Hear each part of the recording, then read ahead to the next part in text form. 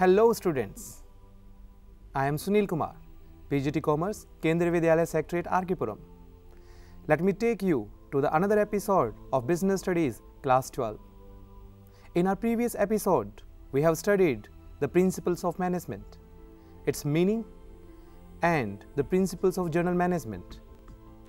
Now, today, we will continue with the same topic, principles of management. Our today's topic is what is scientific management, its principles and techniques of scientific management. Now, the meaning of scientific management. Scientific management implies the application of science to management. It means conducting business activities according to standardized tools, methods and trained personnel in order to increase the output, improve its quality and reduce the cost and wastes. According to Mr. F.W. Taylor, who is the father of scientific management means knowing exactly what you want your man to do and seeing that they do it in the best and in the cheapest way. So it is very much clear what Mr. Taylor says. He says that whenever an employee is employed, before asking him to start the job, he must be given proper training. And from the very first day, he will be working the way he is working years on that particular post. Because according to him, there is no way and chance for trial and error method. No time will be given to the employee to settle down. Rather, from the very first day, he has to give his level best. And only then, the business will be able to increase its overall production. Now, let we have the principles of scientific management. The first principle of scientific management is science, not rule of thumb. You may be thinking, what type of thumb we are talking of here? It's not the thumb what you are having. It's a thumb. It means no traditional methods will be followed in the business organization. The old technology will be replaced with the modern technology. The modern technology which brings efficiency and effectiveness and helps in the increase of production. And the main idea of Mr. Taylor was only to emphasize on the need of increasing the production. Taylor insists that each job performed in the organization should be based on scientific inquiry and not on intuition, experience, hit and miss method. So, from the very first day, as I mentioned earlier, the person has to give his level best. Our second principle of scientific management is harmony, not discord. Taylor says that those who work together in an organization must work in harmony, that is, with mutual give and take and proper understanding. He insisted on mental revolution. Mental revolution means we should leave our old mentality of leaving the work or avoiding the work. Rather, we should accept the work as and when it comes. We must focus on our career and do our daily activities to the best of our knowledge and ability. So here, in order to have good relationship between the employees and the employer or the management, we need to have good relationship between these two. Our next principle is cooperation, not individualism. It's very much clear that in an organization, when people are working in groups, unless they are having cooperation, it's almost impossible for them to complete the task. Because one task is not completed by a particular person, it is completed by a group of persons. And when all are working together, all are having the feeling of comradeship, companionship, then certainly they will be able to complete the task without wasting much of the time and the cost. Here, we have to understand that any work in the organization must be carried on in cooperation with each other, as I mentioned right now. Management must tell workers in confidence before setting up standards of task, then workers will try their best to achieve it. So here the main emphasis will be only and only on good relationship between the employer and the employee. Now, our next principle of scientific management is development of workers to their greatest efficiency and prosperity. Workers' efficiency depends upon proper training and their selection. Taylor insisted on due care should be taken while selecting the employees, and after that they must be sent for training from time to time to update their knowledge. So here the idea is very much clear that employees must be given training from time to time. As we all know that world is ever changing. The person who is having knowledge to the best may not be having the best after 5 years because of change taking place every day. So the person has to update his knowledge accordingly, and only then he will remain at the top. And scientific management aims at overall development of the workers. Whatever ability or the talent they are having, they must get it for their better future. Now students, we have come to an end of the principles of scientific management. These principles are typically relating to the factory. Now let me discuss the techniques of scientific management. In order to achieve the desired results, through the introduction of scientific management techniques, of work studies, standardization, administrative reorganization, and scientific rate setting should be adopted. Students, we have 4 techniques of scientific management. The first, work studies. Second, standardization and simplification of work. Third, administrative reorganization. Fourth, scientific rate setting, or you can say differential piece-based system.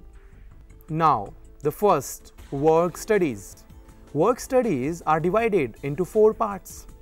The first part is method study. The main of the method study is to find out the best method of doing the work. The method is said to be the best if it brings down all the cost of the organization and helps in the increasing of profits of the business organization. Here we have to emphasize on the need that whatever methods are available in the organization, the management must observe and analyze each and every method, and the method which is the cheapest and the best should be adopted. Our second study is motion study.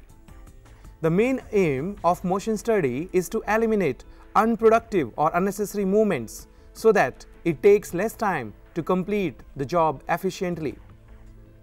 Here, let me give you an example of Mr. F.W. Taylor. When he was working in Bethel Steel Company, he found that workers are working in the organization, but the production is remaining the same. Then he thought a lot, and then he decided to conduct a research on the movements which are taking place in the plant. He installed a video camera and captured all the activities of the employees when they were working on the machines. After that, he analyzed each and every activity and then found out unnecessary motions. Then he called all the employees and asked them to remove those movements when they are working on the machines. Now students, you must be thinking what happened. The production was increased around 70%. And then this study was propounded that whatever motions are performed by the employees, these must be cut down to the minimum so as to increase the overall production of the business organization. Now let we have our third study, that is time study. It determines the standard time to complete a task. The standard time is fixed after taking several readings or observations. For example, Mr. Taylor used a stopwatch and asked his 500 employees to come and complete the task. He noted down the time taken by an employee in completing the task. And after taking the observation of all the 500 employees, he divided it to 500. And then the average time was ensured. And then Mr. Taylor asked his employees to complete the task according to that time, because this is the time which is not set because of the top level of employee, the time which is taken by the employee. And he asked all the employees to complete the task within the standard time. The standard time is not taken or adjusted according to the person who is best in doing the work. The time was set for an average employee. And then he asked his employees to complete the task in that time frame. And again, the results were increasing. The production of the factory was increased. Students, let we have our fourth study, that is fatigue study. Fatigue study aims at determining the amount and frequency of rest intervals in completing a task. Main causes of fatigue study are working hours, doing unsuitable work, bad working conditions, etc. Taylor observed that the persons who are working in the organization, sometimes they are not giving their best. The reason was evident. They were asked to do the work on a regular basis. And we know the stamina of each and every person is different. Those who are very strong, they get tired after say 3 hours or the 4 hours. And those who are having average stamina, they may get tired after 1.5 hours. So what Mr. Taylor did, he recognized the time intervals that should be given to the employees so that they will come recharged and they will perform the work to the perfection. And for that, he conducted a study. He asked the employees to work 8 hours continuously, and then he asked them to work 2 hours, and then a rest interval of 10 minutes are given to them. Students, what do you feel like when the production of the factory will be more? When they are asked to do the work for 8 hours, or now they are working for less than 8 hours? Yes, you are right. When the time intervals are given to them, they feel energized. They come with full energy and they give their level best. And in this way, the overall production of the factory was increased. Students, our next technique of scientific management is standardization and simplification of work. Standardization refers to the process of setting standards for each business activity. For example, product, raw material, machine, and methods. It means that we have to set the standard and everything should be according to that standard only. If we find the quality of the product is not coming up to a particular standard, the revision will take place. The raw material will be changed, and then ultimately you will find the business is producing a product having the supreme quality and the customers will be satisfied to the maximum. Here, simplification means eliminating unnecessary diversity of products. It means to remove completely all the hurdles which are coming on the way of the employees. Here, we have to simplify the work to the maximum so that the employees will be getting the task and they will be completing it with ease. That helps in efficiency and effectiveness. Our next technique of scientific management is administrative reorganization. Administrative reorganization advocated functional foremanship. It is an extension of the principle of division of labor. Functional foremanship aims at specialization. Taylor proposes 8 specialists at factory and the office level. At factory level, he proposes speed boss, gang boss, repair boss, and inspectors, whereas the speed boss will ensure the speed of the work. In planning, we have decided that within what time frame the work should be completed. It is the task of the speed boss to ensure that the task is completed within the stipulated time period. Next, the gang boss. Gang boss ensures each and everything in the organization. He ensures that all the machines are working properly, all the employees are there in the organization, all are working their allotted places, So he is the head of the factory and ensures the smooth execution of the work. The third is repair boss. Repair boss is given the task to give oils or doing repairing to the machines when the machines are working. If during the course of production, if machines there is overhauling, then it is the responsibility of the repair boss to give repair to that particular machinery. So he has to ensure that all the machinery and the plant installed are working in a proper way. Next, we are having inspectors. You must have understood the meaning of inspectors. Inspectors are the ones who are given the responsibility to have a check on the quality of the products which are produced. He has to ensure that in planning function we have set some standard for the quality, and he will ensure that the same type of quality is there in the products which are produced right now. Students, this administrative reorganization has two parts. The first we have completed. Now, the second part is at office level. At office level, Taylor suggested there should be instruction card clerk, route clerk, time and cost clerk, and disciplinarian. The first, instruction card clerk, will issue instructions to the employees who are coming in the organization. There may be a system in the organization that a person is working on a particular machinery on a particular day but works another day on another machinery. So instruction card clerk issues the instructions that on which machine that particular employee has to work on a particular day. If there are some changes in the method of the production, then he is the responsibility of telling him how to do the work. Our second person working at office level is route clerk.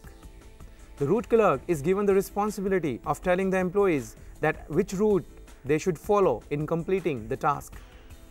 In manufacturing organizations, say in car manufacturing companies, there is a particular process that the production has to go for the first stage, the second stage, the third stage, and the fourth stage.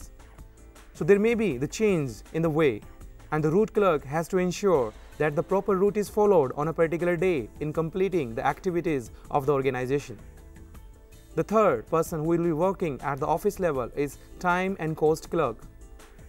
The time clerk will ensure that at office level, whatever targets are set to complete in a particular time schedule, he will ensure the time is taken and considered for completion of a particular job.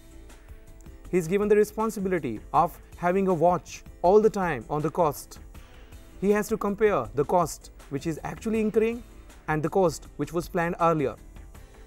So, his task is basically to stuck to the time and the cost which was given to him as a standard, and he has to ensure everything accordingly.